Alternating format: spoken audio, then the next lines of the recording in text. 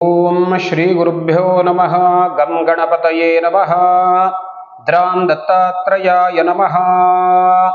ನನ್ನ ಆತ್ಮೀಯ ಕುಂಭರಾಶಿಯ ವೀಕ್ಷಕರಿಗೆ ನಮಸ್ಕಾರಗಳು. ಇವತ್ತು ಡಿಸೆಂಬರ್ ತಿಂಗಳ ಒಂದು ಕುಂಭರಾಶಿಯ ಮಾಸ ಭವಿಷ್ಯವನ್ನು ನಾವು ನೋಡ್ತಾ ಇದ್ದೇವೆ. ನೋಡಿ, ವಿಶೇಷವಾಗಿ ಕುಂಭರಾಶಿಯವರಿಗೆ ಅದರಲ್ಲೂ ಶನಿ ಪ್ರಭಾವದಿಂದ ಸಾಕಷ್ಟು ತೊಂದರೆಯನ್ನ ಅನುಭವಿಸ್ತಾ ಇದ್ದೀರಿ.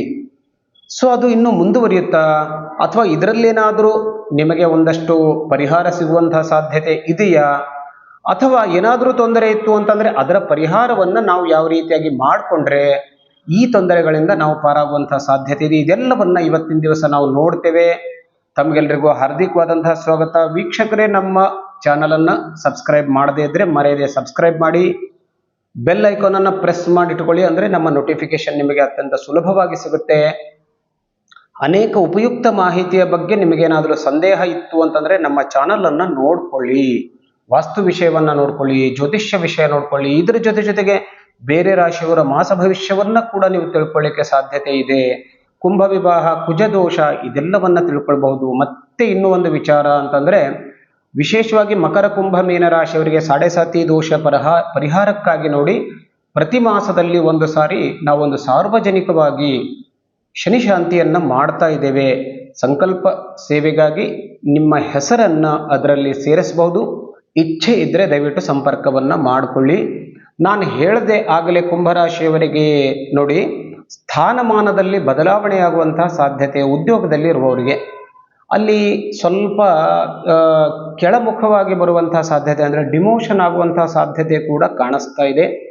ಅಥವಾ ಸ್ಥಾನವನ್ನೇ ಕಳೆದುಕೊಳ್ಳುವಂತಹ ಸಾಧ್ಯತೆ ಇರೋದ್ರಿಂದ ಬಹಳ ಜಾಗರೂಕರಾಗಿ ಈ ವಿಷಯವನ್ನ ಹ್ಯಾಂಡಲ್ ಮಾಡ್ಕೊಳ್ಳಿ. ನಾನು ಯಾಕೆ ಹೇಳ್ತಾ ಇದ್ದೇನೆ ಅಂತಂದ್ರೆ, ಇದನ್ನ ಹೆದರಿಸೋದಂತಲ್ಲ, ಇದರಲ್ಲಿ ಸ್ವಲ್ಪ ನೀವು ಎಚ್ಚರಿಕೆಯನ್ನು ತೆಗೆದುಕೊಳ್ಬೇಕು ಅಂತ ಹೇಳಿ ಈ ವಿಷಯವನ್ನ ಬಹಳ ಸ್ಪಷ್ಟವಾಗಿ ನಾನು ನಿಮಗೆ ತಿಳಿಸ್ಕೊಡ್ತಾ ಇದ್ದೇನೆ. ಮತ್ತೆ ಯಾವುದೇ ವಿಷಯದಲ್ಲಿ ನಿಮಗೆ ಯಾವುದೇ ಸಂಕಷ್ಟ ಬರಲಿ, ಇಲ್ಲಿ ಒಂದು ವಿಷಯದಲ್ಲಿ ಹಿರಿಯರ ಮಾರ್ಗದರ್ಶನವನ್ನ ತೆಗೆದುಕೊಳ್ಳಿ. ಅದರಲ್ಲೂ ವಿಶೇಷವಾಗಿ ತಂದೆಯವರಿದ್ರು ಅಂತಂದ್ರೆ ತಂದೆಯ ಮಾರ್ಗದರ್ಶನದಂತೆ ನಡೆದುಕೊಳ್ಳಿ.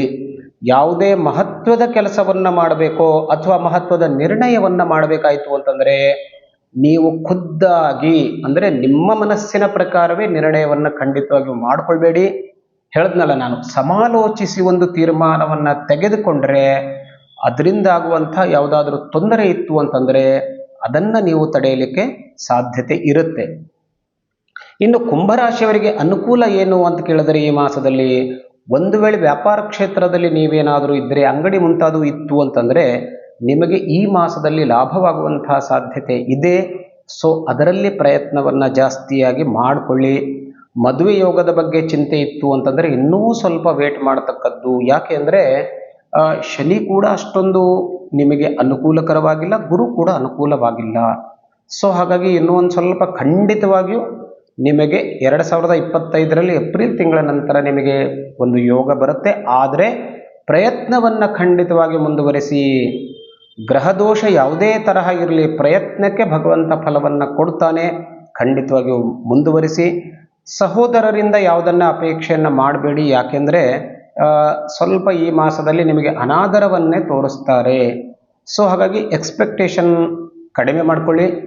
ಇನ್ನು ಹಣದ ವಿಷಯಕ್ಕೆ ಬಂದಾಗ, ನೀವೇನು ಕಷ್ಟಪಟ್ಟು ಪರಿಶ್ರಮದಿಂದ ಹಣವನ್ನು ಗಳಿಸಿರ್ತೀರಲ್ಲ, ಅದು ಸೋರಿ ಹೋಗುವಂತಹ ಸಾಧ್ಯತೆ, ಅಂದರೆ ಕಳೆದುಕೊಳ್ಳುವಂತಹ ಸಾಧ್ಯತೆ ಯಾವುದೋ ರೀತಿಯಲ್ಲಿ ಕಳೆದುಕೊಳ್ಳಬಹುದು, ಅಥವಾ ಯಾರಾದರೂ ತೆಗೆದುಕೊಳ್ಳಬಹುದು, ಅಥವಾ ಅನಾವಶ್ಯಕವಾಗಿ ವೆಚ್ಚವಾಗಬಹುದು. ಅಂದರೆ ಒಟ್ಟಿನಲ್ಲಿ ಅನಾವಶ್ಯಕವಾಗಿ ದುಡ್ಡು ಹೋಗುವಂತಹ ಪ್ರಸಂಗ ಇರೋದ್ರಿಂದ ಅಲ್ಲಿ ಕೂಡ ನೀವು ಗಮನವನ್ನು ಹರಿಸ್ತಕ್ಕದ್ದು.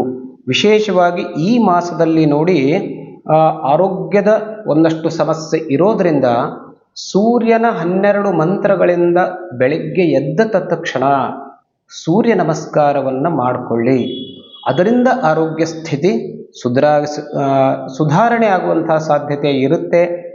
ಇನ್ನು ಕುಟುಂಬದ ವಿಷಯಕ್ಕೆ ಬಂದಾಗ, ದಾಂಪತ್ಯ ಜೀವನದ ವಿಷಯಕ್ಕೆ ಬಂದಾಗ ವಾದ ವಿವಾದ ಆಗೋದೇ ಜಾಸ್ತಿ. ಸೊ ಅದನ್ನು ಯಾವ ರೀತಿಯಾಗಿ ತಡೆಯಬೇಕು ಅಂತ ಅನ್ನೋದು ನಿಮ್ಮ ಕೈಯಲ್ಲೇ ಇದೆ.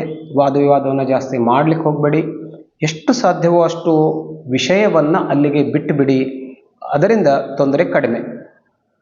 ಇನ್ನು ವಿದ್ಯಾಭ್ಯಾಸಕ್ಕೆ ನೀವು ಸ್ವಲ್ಪ ಎಫರ್ಟ್ ಹಾಕಿದ್ರೆ ಖಂಡಿತವಾಗಿಯೂ ನಿಮಗೆ ಆ ಒಂದು ವಿಷಯದಲ್ಲಿ ಕುಂಭರಾಶಿಯವರಿಗೆ ಅನುಕೂಲ ಇದೆ. ಅಂದರೆ ಎಕ್ಸಾಮ್ ಪ್ರಿಪ್ರೇಷನ್ ಇರಬಹುದು ಅಥವಾ ನಾರ್ಮಲ್ ಎಜುಕೇಷನ್ ಇರಬಹುದು. ಸ್ವಲ್ಪ ಎಫರ್ಟನ್ನು ಯೂಸ್ ಮಾಡಿ. ಖಂಡಿತವಾಗಿಯೂ ನಿಮಗೆ ಇಷ್ಟೆಲ್ಲ ತೊಂದರೆ ಇದ್ದರೂ ಕೂಡ ಅದರಲ್ಲಿ ನಿಮಗೆ ಅನುಕೂಲವಾಗುವಂಥ ಸಾಧ್ಯತೆ ಇದೆ.